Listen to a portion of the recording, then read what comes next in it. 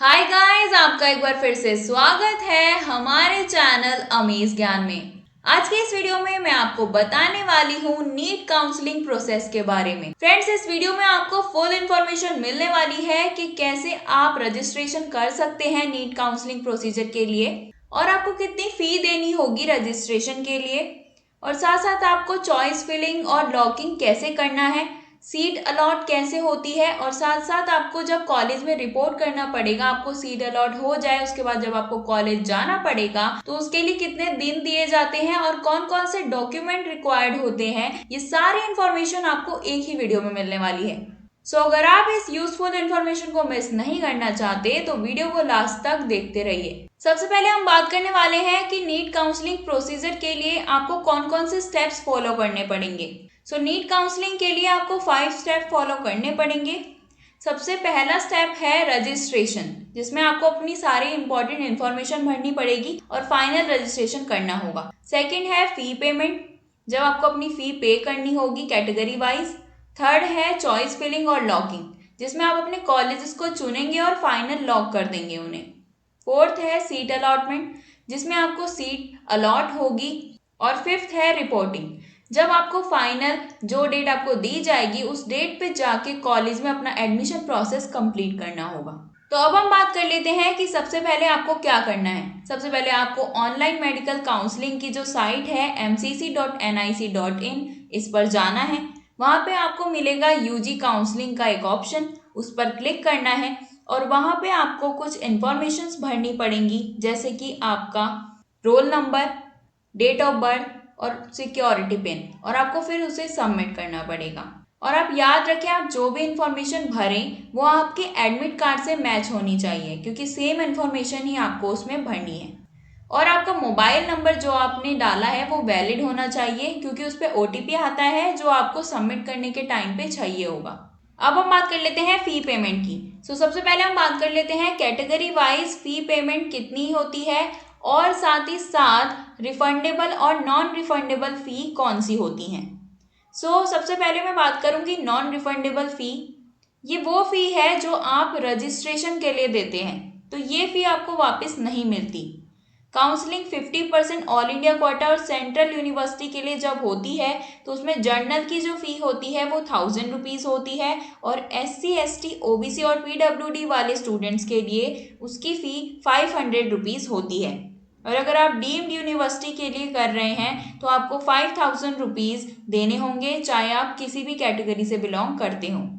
अब हम बात करते हैं रिफंडेबल फी की। 50% ऑल इंडिया कोटा या फिर सेंट्रल यूनिवर्सिटी के लिए आपको जर्नल से देना होगा 10,000, और अगर आप ST SC OBC हैं या फिर PWD से हैं तो आपको देना होगा 5,000। और अगर आप डीम्ड यूनिवर्सिटी में करेंगे तो आपको 2 लाख देना होगा, चाहे आप कोई सी भी कैटेगरी से हैं, आपको दोनों में ही 2 लाख देने होंगे। नॉन रिफंडेबल फी खाली रजिस्ट्रेशन की फ़ी होती है, और रिफंडेबल फ़ी वो फ़ी होती है जब आपको कॉलेज नहीं मिल पाता है तो आपकी ये वाली फ़ी आपको वापस कर दी जाती है। अब हम बात करते हैं कि अगर आपका एडमिशन फर्स्ट राउंड की काउंसलिंग में नहीं होता है तब क्या होगा। देखिए, काउंसलिंग 3 टाइप से होती है, first round, second round and फिर होता है मॉपअप राउंड। लेकिन जो मॉपअप राउंड होता है वो खाली डीम सेंट्रल यूनिवर्सिटीज़ के लिए होता है या फिर ESIC कॉलेज के लिए होता है, तो ये और कॉलेजेस इसको प्रेफर नहीं करते। जो बेस्ट कॉलेजेस हैं वो आपको फर्स्ट या सेकंड राउंड में ही मिलते हैं। हाँ, तो अगर आपको फर्स्ट राउंड में कॉलेज मिल जाता है तो आपको कॉलेज में दिए गई डेट के अनुसार ही जाना होगा, और मतलब कि आपको एक लिमिटेड टाइम दिया जाता है 7 डेज का, उसके अंदर अंदर ही आपको जाना होगा उस कॉलेज में और अपना एडमिशन प्रोसेस कंप्लीट करना होगा। वहाँ पे आपको कुछ ज़रूरी डॉक्यूमेंट्स ले जाने होंगे, जिन डॉक्यूमेंट्स की लिस्ट मैं अभी आपको देने वाली हूँ। लेकिन अब मैं पहले ये बताना चाहती हूँ कि अगर आपको फर्स्ट राउंड में नहीं मिल पाती है सीट्स तो आपको ऑटोमेटिकली सेकेंड राउंड में रजिस्ट्रेशन हो चुका होगा आपका। मीन्स आपको फर्स्ट राउंड में अगर आप रजिस्ट्रेशन कर चुके हैं तो आपको सेकेंड राउंड में करने की ज़रूरत नहीं है। अगर आपको सीट नहीं मिली फर्स्ट राउंड में तो सेकेंड राउंड में आपको फिर से चॉइस फिलिंग करनी होगी कॉलेजेस की। ये तो आपको करना ही होगा, क्योंकि जो पहले कॉलेज है उनमें आपको एडमिशन नहीं मिला है, तो इसीलिए आपको नए कॉलेजेस में अपनी चॉइस फिलिंग करनी होगी। सो इसलिए सेकेंड राउंड में बस आपको चॉइस फिलिंग करनी होगी। लेकिन अगर आपने फर्स्ट राउंड में रजिस्ट्रेशन किया ही नहीं था, आप एक न्यू स्टूडेंट हैं, या फिर आपको दोबारा से करना है, आपने फर्स्ट राउंड में कुछ गलतियां कर दी थी, तो इसलिए आपको सेकेंड राउंड में फिर से रजिस्ट्रेशन करना है, तो आपको फ़ी पेमेंट भी करनी पड़ेगी। क्योंकि आपने फर्स्ट राउंड में पार्ट नहीं लिया था, इसलिए आपको सेकेंड राउंड में पार्ट लेंगे तो आपको रजिस्ट्रेशन भी करना होगा और चॉइस फिलिंग भी करनी होगी। सो इन दोनों बात में डिफरेंस समझिए कि अगर आप ऑलरेडी फर्स्ट राउंड में रजिस्ट्रेशन कर चुके हैं और आपको कॉलेज नहीं मिला है, तो आप सेकेंड राउंड में ऑटोमेटिकली चले जाएंगे, आपको रजिस्ट्रेशन करने की ज़रूरत नहीं है। लेकिन अगर आपने फर्स्ट राउंड में नहीं किया है रजिस्ट्रेशन, तो आपको सेकेंड राउंड में रजिस्ट्रेशन भी करना होगा और चॉइस फिलिंग भी करनी होगी। चॉइस फिलिंग सारे स्टूडेंट्स को ही करनी है। अब हम बात कर लेते हैं ज़रूरी डॉक्यूमेंट्स की, जो आपको नीट काउंसलिंग के टाइम पे जब आपका लास्ट प्रोसेस है कि आपको रिपोर्ट करना है कॉलेज के अंदर, तो आपको कौन कौन से डॉक्यूमेंट ले जाने होंगे। उससे पहले मैं आपको बताना चाहती हूँ कि आपको ऑनलाइन कोई भी डॉक्यूमेंट सबमिट नहीं करना है। आपको सिर्फ अपना नॉर्मल इन्फॉर्मेशन देना है और उसे सबमिट कर देना है चॉइस फिलिंग के साथ। और ये भी बात याद रखें कि सीट को एक बार लॉक करने के बाद आप उसे चेंज नहीं कर पाएंगे। आपको एक टाइम दिया जाता है 7 दिन का, उसके अंदर आप जो है सीट लॉक कर सकते हैं अपनी फाइनल। उसके बाद आप उसमें कोई भी छेड़खानी नहीं कर सकते। तो प्लीज़ बहुत ध्यान से अपने कॉलेज फिल कीजिएगा और उसकी सीट लॉक करने से पहले भी उसे फाइनल चेक कर लीजिएगा।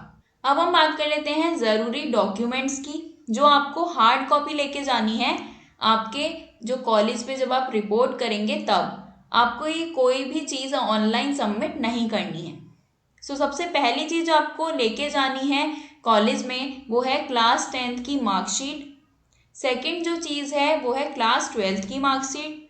थर्ड है 12th का पासिंग सर्टिफिकेट। फोर्थ है नीट का एडमिट कार्ड। फिफ्थ है 5 या 6 पासपोर्ट साइज फोटोज़। सिक्स्थ है आपका आइडेंटिटी प्रूफ। और सेवेंथ है नीट का रिजल्ट। एट्थ है प्रोविजनल अलॉटमेंट लेटर। ये सारी चीज़ें आपको ओरिजिनल लेके जानी है और साथ साथ इनकी कॉपीज़ भी रखिएगा। आप ऐसा मत कीजिएगा कि आपने कॉपीज़ ले ली और ओरिजिनल आप नहीं लेके गए। आपको दोनों ही लेके जाना है, क्योंकि कोई भी चीज़ आपके पास कमी नहीं होनी चाहिए। आपको जो मांगा जाए आपके पास होना चाहिए।